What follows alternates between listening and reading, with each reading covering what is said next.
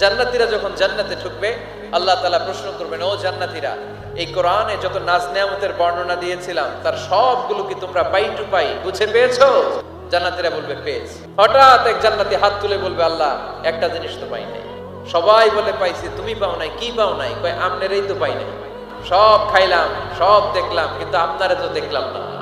আল্লাহ তাআলা তখন বিশাল জান্নাতের এক কনফারেন্স রুমে সবাইকে বসিয়ে আল্লাহর দিদার মানুষকে দেখাবেন। আল্লাহ তাআলা অনেকগুলো নূরের পর্দার পেছন থেকে নূরের ছলকানি মারবেন।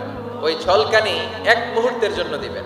ওই এক মুহূর্ত দেখে জান্নাতীরা পাগল হয়ে যাবে। কোটি কোটি বছর এরকম অপলক নেত্রে জান্নাতীরা তাকিয়ে থাকবে, চোখের পলক ফেলবে না, চোখ মেলে তাকিয়ে আছে। কিন্তু সামনে কিন্তু আল্লাহর নূর আর নাই, কারণ ওইটা আসছিল কয় মুহূর্তের জন্য, এক মুহূর্ত পরে নাই। কিন্তু কি যে দেখলাম, কত সুন্দর!